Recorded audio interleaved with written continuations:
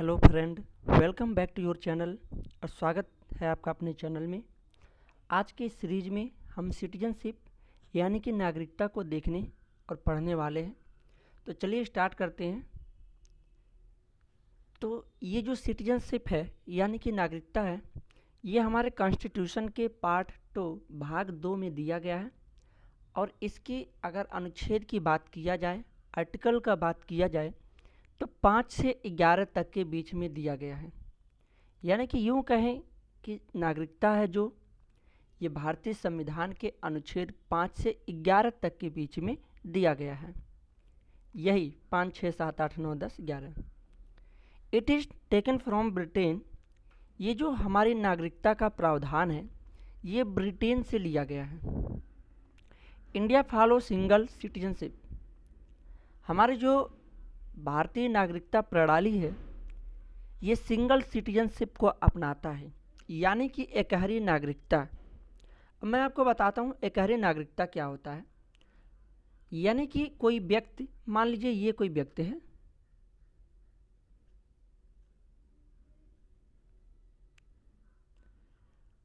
अब ये व्यक्ति एक देश छोड़कर किसी दूसरे देश की नागरिकता को अपना लेता है, इस देश की। तो होता क्या है, इस व्यक्ति की जिस देश में ये पहले नागरिक था जिस देश का, उस देश की नागरिकता खत्म हो जाएगा और नए देश वाले नागरिक का वह सदस्य बन जाएगा। यानी कि सीधा शब्दों में इसको कहें, यदि कोई व्यक्ति अपने देश की नागरिकता को त्याग कर किसी अन्य देश की नागरिकता को अपना लेता है तो उसकी पहले देश की नागरिकता खत्म हो जाएगी। Citizens are proper members of Indian and political. यानी कि जो भारतीय नागरिक है वह राज्य का पूर्ण सदस्य होता है। Now next is article 5। अब हम डायरेक्ट आर्टिकल पर आते हैं। जैसा कि हमने आपको शुरुआत में बताया कि आर्टिकल 5 से 11 तक के बीच में दिया गया है। Citizens at commencement of the constitution, every person who has its domicile in territory of India, first born in territory of India, second whose parent was born in territory of India। यानी कि यह जो अनुच्छेद है ये बताता है कि कौन कौन भारत का नागरिक होगा। Every person who has his domicile in territory of India, वे सभी व्यक्ति नागरिक कहलाएंगे जो born in territory of India, यानी कि जो भारतीय राज्य क्षेत्र में जिनका जन्म हुआ है, या तो जिनके माता पिता या पेरेंट्स भारतीय राज्य क्षेत्र में जन्म लिए हों, वो सभी भी भारतीय राज्य क्षेत्र के या भारत के नागरिक कहलाएंगे। Now next is article 6। Article 6 की बात करते हैं। Right of citizenship who have migrated to India from Pakistan. ये अनुच्छेद यह बताता है कि जो व्यक्ति पाकिस्तान से भारत आ गए हैं उनके क्या अधिकार होंगे। एक बार क्लियर फिर से सुन लीजिए। जो व्यक्ति पाकिस्तान से भारत आ गए हैं, migrated to India from Pakistan, जो पाकिस्तान से भारत आए हैं उनके अधिकार के बारे में बताता है। अब क्या है, in case he migrated to India before 19 July 1948, और सेकेंड है in case he migrated to India on यहाँ पे बिफोर था, यहाँ ऑन और आफ्टर 19 जुलाई 1948। जो व्यक्ति 19 जुलाई 1948 से पहले भारत में आ गया हो तो उन्हें साधारण तरीके से भारत की नागरिकता मिल जाएगी। लेकिन जो व्यक्ति 19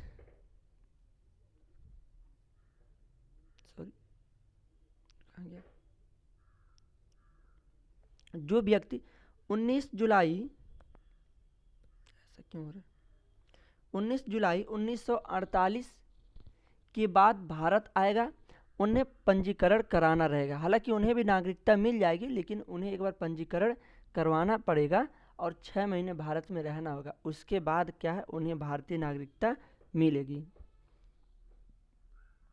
आर्टिकल 7 ये कहता है right of citizens who migrated to Pakistan, यानी कि यह अनुच्छेद जो व्यक्ति भारत से पाकिस्तान चले गए हैं, यानी कि भारत से पाकिस्तान चले गए हैं, तो उनके नागरिकता के अधिकार के बारे में बताता है।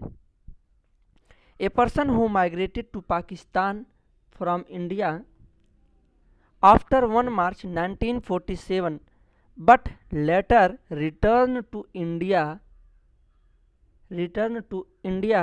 he had resigned in India for 6 months preceding date of his application for registration। 1 मार्च 1947 के बाद कोई भी व्यक्ति जो भारत से पाकिस्तान चला गया हो, यानी कि पाकिस्तान चला गया हो, कहाँ से? भारत से पाकिस्तान चला गया, तो उसकी नागरिकता खत्म हो जाएगी, लेकिन बाद में फिर से पुनर्वास के लिए लौट आता है तो वह भारत का नागरिक बन सकता है, लेकिन इसमें कुछ कंडीशन है। उसे रजिस्ट्रेशन करके प्रार्थना पत्र भरने के बाद 6 महीने 6 मंथ भारत में रहना पड़ेगा। इस कंडीशन में आई थिंक आपको समझ में आ रहा होगा। मैंने इसमें यही बताया कि जो व्यक्ति 1 मार्च 1947 के बाद पाकिस्तान चला गया हो अपने देश से, तो जाहिर सी बात है उसकी नागरिकता खत्म हो जाएगी, लेकिन बाद में वह फिर किसी तरीके से भारत आता है और कहता है कि मैं भारत का नागरिक बनना चाहता हूँ, तो उसको नागरिकता मिल सकती है, बशर्ते उसे रजिस्ट्रेशन करके प्रार्थना पत्र भरना पड़ेगा और 6 महीना 6 मंथ उसे भारत में बिताना पड़ेगा। Now next is article 8, A persons of Indian origin residing outside India, यानी कि ये अनुच्छेद ऐसे व्यक्ति के बारे में बताता है जो भारतीय मूल के लोग हैं, जो भारतीय मूल के हैं और विदेश में रह रहे हैं, तो उनके नागरिकता से संबंधित और अधिकार के बारे में बताता है। If any of the person's grandparent, mother, father were born in India, then that persons can take citizenship of India, यानी कि यदि व्यक्ति के दादा दादी, माता पिता, ग्रैंडफादर यानी कि दादा दादी, मदर फादर उनके माता पिता, इनमें से किसी का भी जन्म अगर भारत में हुआ है तो वह व्यक्ति भारत की नागरिकता ग्रहण कर सकता है। Article 9, persons voluntarily acquiring citizenships of foreign state not be citizen, ये व्यक्ति ये अनुच्छेद ऐसे व्यक्ति के बारे में बताता है जो अपनी इच्छा से किसी दूसरे देश की नागरिकता को प्राप्त कर लिए हों, तो उस कंडीशन में क्या होगा, उनकी भारतीय नागरिकता समाप्त हो जाएगी। State not to be citizens of India, clear हो गया। यानी कि 9 में मैंने ये बताया कि ऐसे व्यक्ति जो अपनी इच्छा से या अपनी मर्जी से भारतीय नागरिकता को त्याग कर किसी अन्य देश की नागरिकता को प्राप्त कर लेते हैं, तो उस कंडीशन में उनकी भारतीय नागरिकता समाप्त हो जाएगी। Now next is article 10, continuance of right of citizens, यानी कि नागरिक के अधिकारों की बने रहने की बात करता है। Article 11, parliament to regulate the right of citizenship by law, इसमें बताता है कि नागरिकता से संबंधित जो कानून बनाता है उस कानून को बनाने की अधिकार भारत के संसद को प्राप्त है, पार्लियामेंट को प्राप्त है। क्लियर। सिटीजनशिप एक्ट 1955, नागरिकता अधिनियम 1955। अब देखिए यहाँ पे हम एक अधिनियम या यूँ कहें कि कानून की बात करते हैं, और यह एक ऐसा अधिनियम है जो देश के व्यक्तियों को उसको नागरिकता देने की बात करता है या प्रदान करता है। अब इसके अंतर्गत ये हम दो चीज़ें पढ़ेंगे, एक है नागरिकता को हम प्राप्त कैसे करेंगे और दूसरा है कि हमारी नागरिकता समाप्त कैसे होगा, यानी कि नागरिकता पाना और नागरिकता छोड़ना, दो तरीका। तो पहला है एक्विजन ऑफ सिटीजनशिप, नागरिकता का अधिग्रहण। इसमें हम ये पढ़ेंगे कि हम नागरिकता को प्राप्त कैसे करेंगे। अधिग्रहण मीन्स प्राप्त करना। Citizenship Act 1955 is an act to provide Indian citizenship to individual of the nation। हमने आपको बताया कि ये एक ऐसा अधिनियम है जो व्यक्ति को नागरिक प्रदान करने की बात करता है, यही है वो। The Citizenship Act 1955 prescribes five ways of acquiring citizenship। अब हमारे पास 5 ऐसे तरीके हैं जिनके द्वारा हम भारत में नागरिकता को प्राप्त कर सकते हैं या हमारी नागरिकता बनी रहेगी। बाय बर्थ, जन्म द्वारा, बाय डिसेंट, मूल वंश द्वारा, बाय रजिस्ट्रेशन, पंजीकरण द्वारा, रजिस्ट्रेशन द्वारा, बाय नेचुरलाइजेशन, प्राकृत द्वारा, बाय इनकॉर्पोरेशन ऑफ टेरिटोरी, यानी कि भारत भूमि को अर्जित करके। इन 5 दशाओं में हम नागरिकता को प्राप्त कर सकते हैं। अब हम एक एक करके इनको देखते हैं कि क्या प्रोसेस है या क्या क्राइटेरिया है। हमने ये जो 5 तरीका पढ़ा है, अब इनको हम थोड़ा सा डिस्क्राइब करके देखते हैं। पहला आता है by birth. A person born in India in और after 26 January 1950 but before 1 July 1987 is a citizen of India by birth irrespective of the nationality of his parent। यानी कि ए पर्सन बॉर्न इन इंडिया, जो व्यक्ति भारत में जन्म लिया हो वो भी भारत का नागरिक होगा, और आफ्टर 26 जनवरी 1950 26 जनवरी 1950 के बाद जिसका भारत में जन्म हुआ वो भी भारत का नागरिकता कहा जाएगा। बट बिफोर 1 जुलाई 1987, लेकिन 1 जुलाई 1987 से पहले अगर भारत में जन्म लिया हो तो भी वह भारत का नागरिक कहा जाएगा। बाय डिसेंट, यानी कि वंश द्वारा। अब कैसे वंश द्वारा वह भारत की नागरिकता को प्राप्त करते हैं। ये person born outside India after on और after 10 December 1992 is consider as a citizen of India if either of his parent is a citizen of India at the time of birth. यानी कि जो व्यक्ति 10 दिसंबर 1992 10 दिसंबर 1992 10 दिसंबर 1992 को या उसके बाद भारत के बाहर पैदा हुआ तो वह भारत का नागरिक होगा यदि उसके माता पिता, यानी कि हिज पेरेंट्स, यदि उसके माता पिता में से कोई भी उसके जन्म के समय भारत का नागरिक है। तो देखिए 2 कंडीशन यहाँ पे आता है। एक ये है, जो व्यक्ति 10 दिसंबर 1992 को या उसके बाद भारत के बाहर पैदा हुआ है तो वह भारत का नागरिक कहा जाएगा, लेकिन जन्म के समय उसके माता या पिता उस समय कोई भारत का नागरिक रहना चाहिए।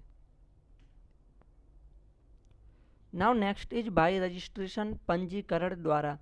यानी कि हम कैसे रजिस्ट्रेशन करके भारतीय नागरिकता को प्राप्त कर सकते हैं। A person of India origin who is ordinary resident in India for 7 year before making an application for registration.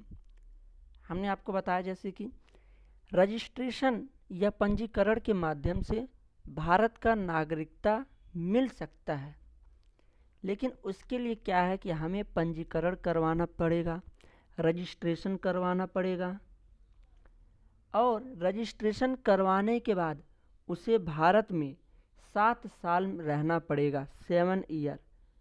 जैसे हम रजिस्ट्रेशन करवा लेते हैं, कराने के बाद हमें 7 साल भारत में बिताना पड़ेगा, उसके बाद हमें आसानी से भारतीय नागरिकता मिल सकता है। अगला आता है बाई नेचुरलाइजेशन, यानी कि देशीकरण द्वारा या प्राकृतिकरण द्वारा। During the 14 year immediately preceding the said period of 12 months, he has either resided in India or been in the service of government in India, or partly the one and partly the other for period amounting in the aggregate to not less than 11 year। इसमें यह प्रावधान है कि देशीकरण के माध्यम से जब हम नागरिकता प्रदान करते हैं या पाते हैं तो उसमें क्या है कि हमें 14 ईयर 14 साल भारत में बिताना पड़ेगा, जिसके लिए क्या है कि 12 साल भारत में बिताना अनिवार्य है। उसमें एक कंडीशन है, 12 साल तो भारत में बिताना अनिवार्य है, 12 month. He have either resided in India, या तो वह भारत में ही 12 साल बिताए, और been in the service of government in India, या तो वह भारत सरकार के अधीन भारत के सर्विस में बिताए। यानी कि इन 12 साल जो उन्हें बिताना है या तो भारत में ही बिताए या तो भारत सरकार के अधीन, भारत सरकार जहाँ कहेगा जैसे कहेगा वैसे रहना पड़ेगा। उस कंडीशन के बाद क्या है, उसको भारतीय नागरिकता मिल जाएगी देशीकरण के माध्यम से। देशीकरण का माध्यम हमने बताया टोटल 14 साल भारत में बिताना पड़ेगा, जिसमें से 12 साल अनिवार्य है, 12 ईयर।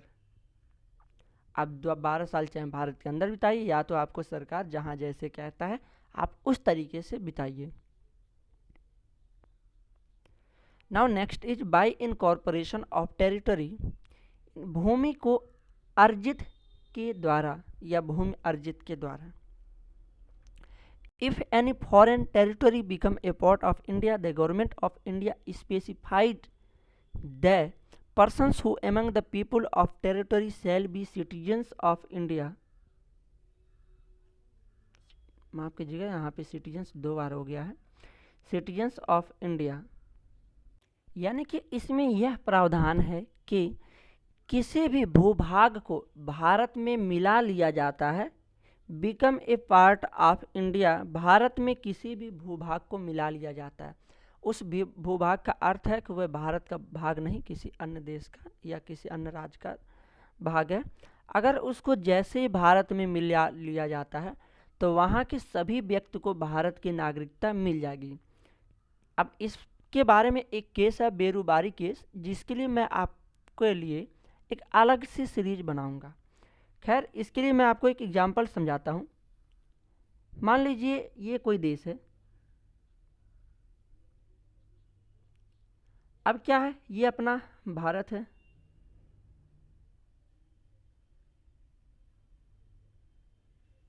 अब क्या होता है, इस देश का कुछ भाग भारत में मिला लिया जाता है इस देश का, तो यहाँ के जो नागरिक होंगे यहाँ के, उनको भी भारत की नागरिकता मिल जाएगी, क्योंकि उस राज्य का क्षेत्र जो है भारत में जब मिल गया है तो वहाँ के जनता को भी वहाँ के लोगों को भी भारत की नागरिकता प्रदान कर दिया जाएगा। Now next is loss of citizenship. अब हम ये देखने वाले हैं कि नागरिकता की समाप्ति कैसे होगा, किन दशाओं में हमारी नागरिकता नहीं रहेगी, हमारे पास नागरिकता नहीं रहेगा। The citizenship act 1955 prescribe 3 ways to losing citizenship. जो हमारी भारतीय नागरिकता अधिनियम 1955 है, सिटीजनशिप एक्ट 1955, उसके द्वारा हमारे पास 3 ऐसे तरीके हैं, 3 वेज, 3 ऐसे तरीके हैं जिनके द्वारा हम भारतीय नागरिकता को समाप्त किया जा सकता है। फर्स्ट इज बाय रिन्यूनेशन, परित्याग द्वारा, यानी कि जो व्यक्ति खुद से त्याग देता है। मान लीजिए सपोज दैट ये अपना इंडिया है, मैं कोशिश करूंगा ये हमारे इंडिया का मैप बन जाए यहाँ पर।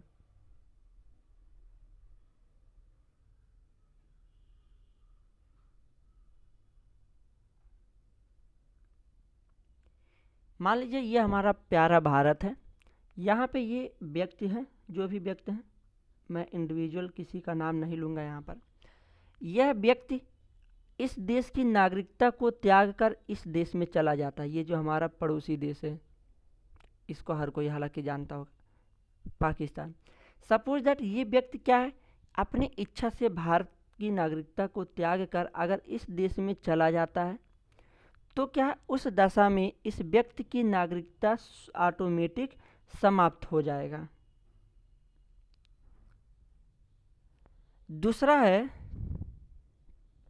बाय टर्मिनेशन, समाप्ति द्वारा, यानी कि जब दूसरे देश की नागरिकता अपनाता है तो यहाँ पर है तो खुद से त्याग कर लेता है। मान लीजिए यह व्यक्ति इस देश में चला जाता है, अब ये भी देश आप जान लीजिए, आप अच्छे से जानते होंगे, चाइना जो कि है। ये व्यक्ति क्या है कि अगर यहाँ की नागरिकता अपना लेता है, लेकिन ध्यान दीजिएगा त्याग नहीं रहा, नागरिकता अपनाता है। यहाँ पे क्या ये पहले से अपने आप को घोषणा कर दिया था बाय रिन्यूनेशन में कि मैं अब भारत का नागरिक नहीं हूँ, इसमें पहले से कह दिया था रिन्यूनेशन में। लेकिन बाय टर्मिनेशन यानी कि समाप्ति द्वारा, इसमें क्या है कि यह जो व्यक्ति है इस देश की नागरिकता को अपना लेता है, और ये नहीं कहता कि मैं भारत की नागरिकता समाप्त करता हूँ, बस इतना कहता है कि मैं इस देश की नागरिकता को अपना लेता हूँ। तो जैसे ही ये इस देश की नागरिकता अपनाएगा, उसका जो है भारत की नागरिकता समाप्त हो जाएगा।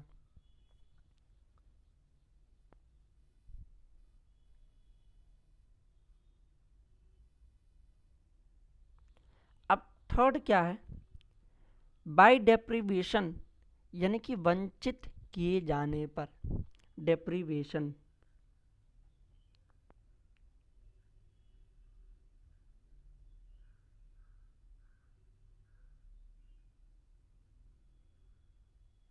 डेप्रीवेशन यानी कि वंचित किए जाने पर। अब ये कोई ऐसा, ये मान लीजिए कोई व्यक्ति है, अब यह धोखाधड़ी से नागरिकता प्राप्त कर लेता है। धोखाधड़ी से मतलब कोई फर्जी तरीके से भारत की नागरिकता यह प्राप्त कर लेता है ये व्यक्ति, तो क्या होगा, उस दशा में इसकी नागरिकता समाप्त कर दिया जाएगा।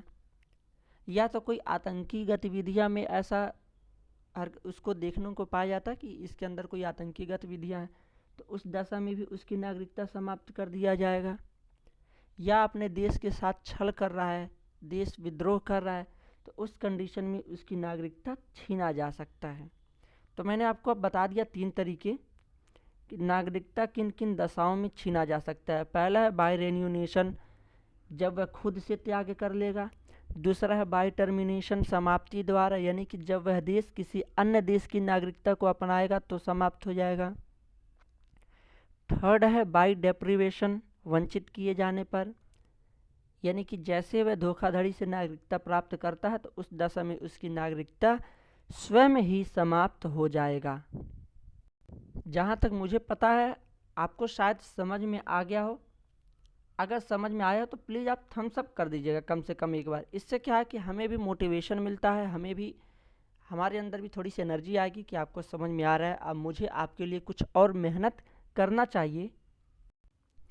Thank you for watching, I hope you like my video. अगर आपको हमारी वीडियो पसंद आई हो तो प्लीज़ आप सब्सक्राइब कीजिए, शेयर कीजिए और अभी हमें सपोर्ट कीजिए। नए हैं हम, हमें आपके हौसलों की, आपके मदद की ज़रूरत है। Thank you and have a nice day.